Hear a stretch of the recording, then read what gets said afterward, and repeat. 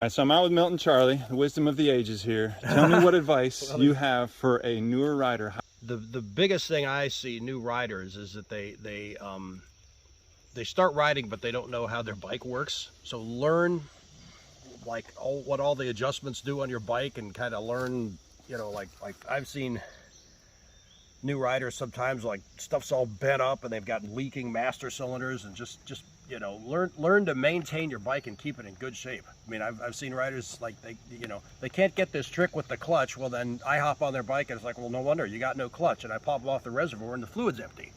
Okay, no, they never thought to look in there. So just learn about maintaining your bike.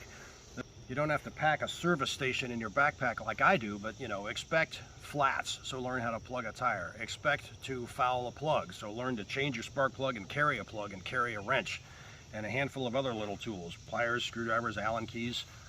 Because you travel for an hour or two or three out, so you get out to someplace and you're riding for a half hour and your bike breaks down, your whole day's shot. You don't want to see that. I'd also say for a new rider, if you haven't gotten a bike yet, is don't buy a brand new bike, because you're gonna fall a lot. So buy a bike that's 2 to 5 years old, and if it's got some cosmetic damage on it, so what? Because it's gonna have more by the time you're done with it. So don't just run out and buy a brand new bike, because they look nice and stuff, but yeah, new riders fall and break stuff a lot, so you might as well get a used bike. That's good. Old riders don't fall and break stuff. Well, I say that much. I mean, being this old, we've learned to look and see. Yeah, I don't want to try that. Sometimes it might hurt. Like, boy, it'd really be awesome to get up that thing, but yeah, you look on the other side of it, and there are 3 jagged rock points waiting for you, and it's not where you want to land with your ribs. Yep. Yeah, rib ticklers. So you fall a lot as a new rider. So expect that, and expect things to break, and be prepared to fix them in the woods. So again, carry tools with you. That's good. Front wheel on every log and every rock before you go over it. So you learn wheelies and how to unload, and then practice unloading over the log, and just start on baby logs and tight turns before them. Yeah. So most of the points are taken in the turns, because most people say, I want to go over that big log, but they take a point before they get to the big log.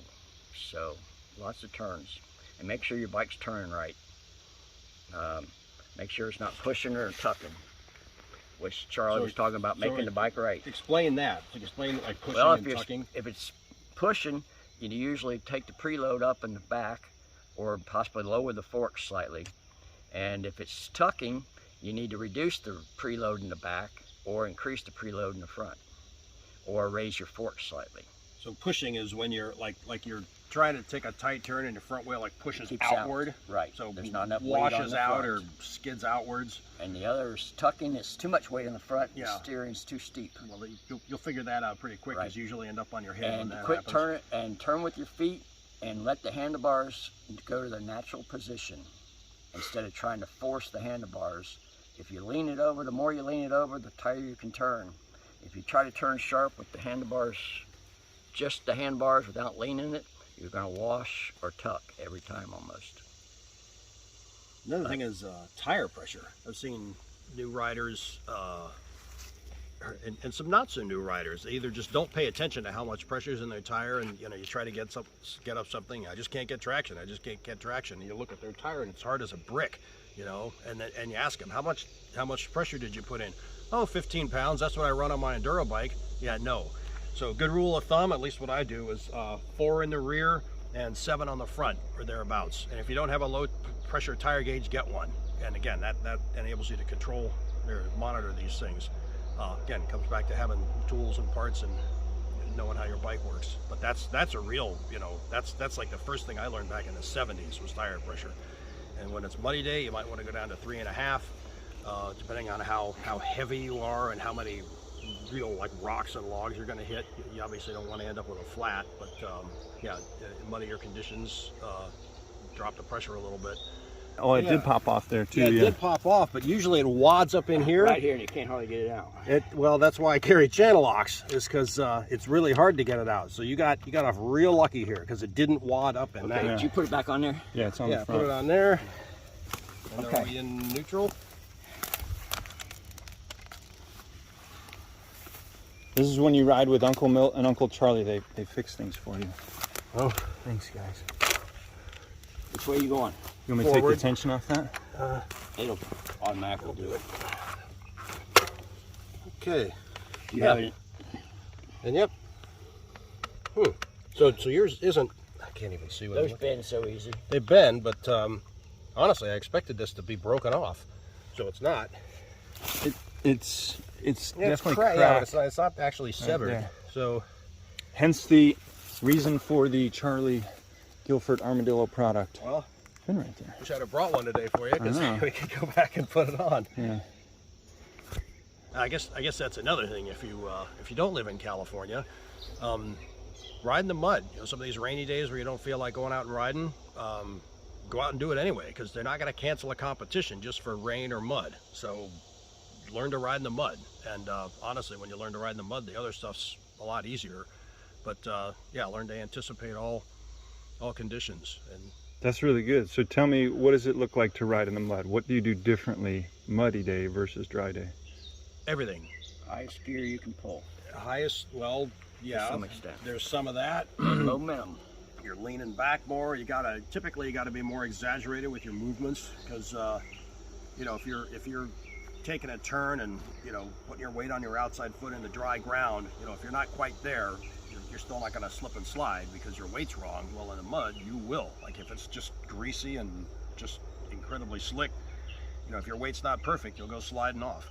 So yeah, learn to, you have to exaggerate your movements more, be a lot more conscious of them. And push your heels down. They should be angled back and down to get traction. So do you intentionally lift your feet up and place them a little further back on the pegs? Yes. And you push them as hard as you can down on an angle. And that gives you rear end traction. Have fun. And if it's super challenging, make the levels a little less challenging until you can accomplish them. And build on it and know what your limit is. Don't go 40 miles an hour in the woods full of trees. Yeah. They hurt. Yeah, I've heard both actually. Ride sections that are like so hard that you can barely get through them. You know, because that way you're really stretching yourself. I've also heard, you know, ride something you can clean and then you add something to it, make it a little harder and make it a little harder. So you can either work up from easy or work down from impossible. So I'm not sure which one of those is. Well, if I'm pushing every time I go through the section and wearing myself out, Yeah. I'm not learning nothing. Well, you're also getting yourself in shape. Well, that's what, yeah. Work those lungs of yours. Might also depend upon if you need more confidence Yeah. or if you need more humility Well, or just more challenge in general. Yeah. Humility. Yeah. Everybody's better than me. But if you're struggling with confidence, then I'd say the ride a somewhat Easier stuff. easier is- and then build yeah. on it makes Yeah, more because sense. if you get hurt, that can really shatter your confidence, and I live with that. I've been hurt a half a dozen times, you know, so you're always worried that it's going to happen again.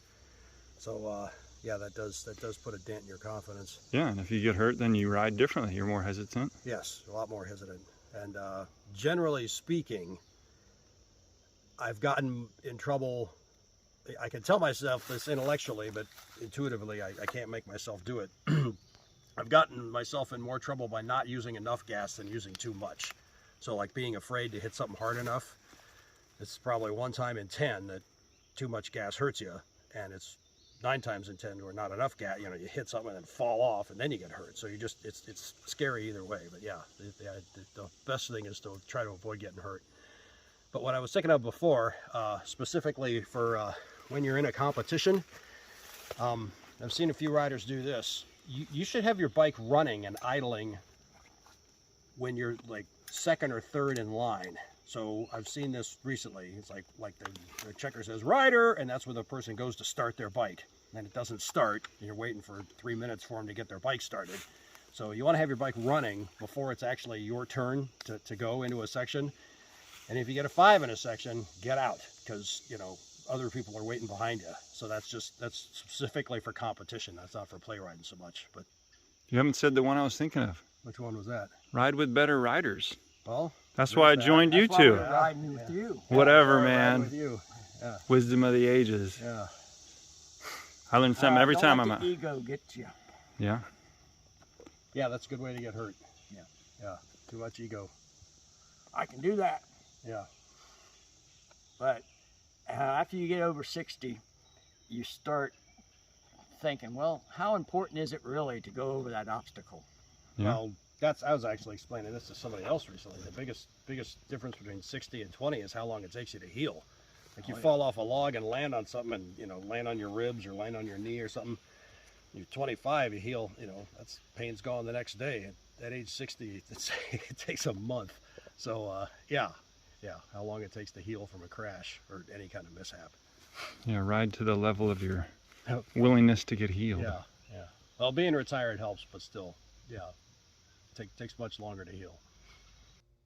Thanks for tuning in, and if you guys want more specific trials and tutorials, I am working through a curriculum. I've got about 9 videos already for members only. So if you're looking for bonus footage, you guys can join right down below, and I've got an explanation of what that membership looks like in this card right here.